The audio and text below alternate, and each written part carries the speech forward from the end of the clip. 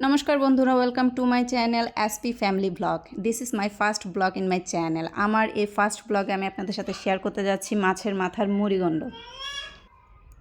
এইখানে আমি নিয়ে নিয়েছি মাছের মাথা, আলু, তারপরে এই বাটা মশলা, আদা রসুন এগুলো, তারপরে হচ্ছে আপনার পেঁয়াজ কুচি, মরিচ আর অল্প মুগ ডাল।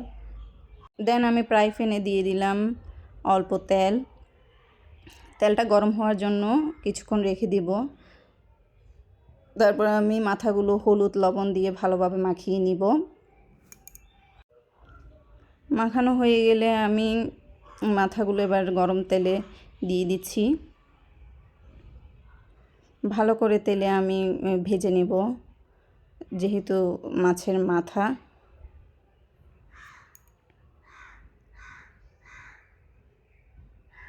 এই যে দেখুন, আমার মাছের মাথা ভালো করে ভাজা হয়ে গিয়েছে। এবার আমি এগুলো নামিয়ে নিব। তারপর আমি এর মধ্যে আবার একটু তেল যোগ করব। তারপর দিয়ে দিব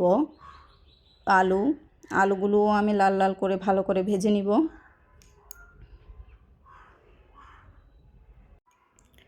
এই যে দেখুন কত সুন্দর আলুগুলো ভাজে হয়ে গেল।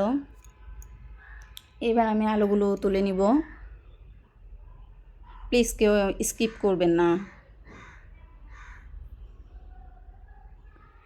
এবার আমি একটা কড়াই বসিয়ে দিলাম। কড়াইটা গরম হওয়ার পর আমি এখানে দিয়ে দিব তেল, সাদা তেল। তারপর দিয়ে দিলাম আমি সামান্য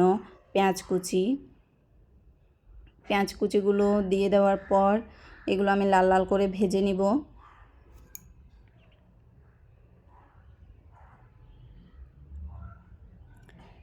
এই পর্যায়ে আমি কিছু শুকনো মশলা বাটিতে নিয়ে নিচ্ছি। এখানে নিলাম মরিচের গুঁড়ো, হলুদের গুঁড়ো, তারপর জিরা গুঁড়ো, লবণ। তারপর আমি যে বাটা মশলাগুলো ছিল আমার, আদা বাটা, রসুন বাটা, ওখানে টমেটো, কাঁচামরিচ, এগুলো সব আমি বেটে নিয়েছি। এগুলো সব আমি এখানে অ্যাড করে দেব।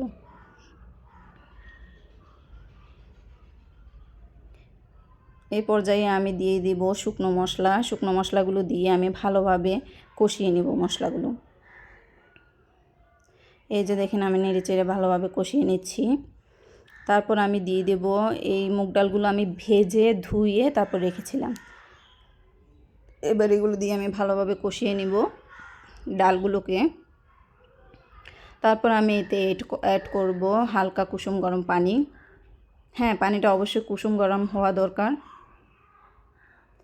তারপর এবার আমি ঢাকনা দিয়ে কিছুক্ষণ এটা কষিয়ে নিব।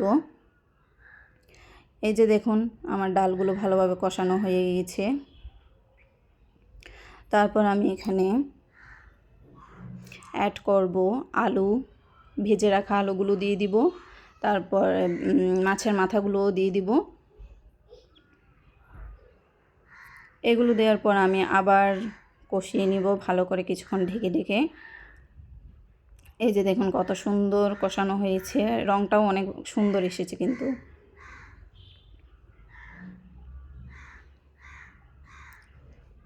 কষানোর পর আমি আবার কিছু গরম পানি এখানে অ্যাড করলাম, যেহেতু আলু সিদ্ধ হবে, মাছের মাথা সিদ্ধ হবে, ডালগুলোও সিদ্ধ হবে। এবার আমি ঢেকে দিব প্রায় 20 মিনিট। তারপর আমি এখানে কয়েকটা কাঁচা লঙ্কা দিয়ে দিয়েছি। এই যে দেখুন, আমার রান্না প্রায় শেষ। এ পর্যায়ে আমি অ্যাড করছি গরম মশলা। এবার চুলোর আঁচটা ছোট রেখে কিছুক্ষণ এভাবে রেখে দিব ঢাকনা দিয়ে। তারপর তো হয়ে যাবে আমার মাছের মাথার মুড়িঘণ্ট।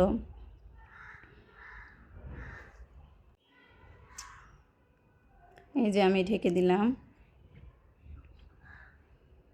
এই পর্যায়ে দেখুন আমার রান্না প্রায় শেষ। আমি চুলার আঁচ একদম বন্ধ করে দিয়েছি। আমার ভিডিওটি ভালো লাগলে অবশ্যই সাবস্ক্রাইব করবেন আমার চ্যানেলটি এবং আমাকে সাপোর্ট করবেন। ধন্যবাদ সবাইকে।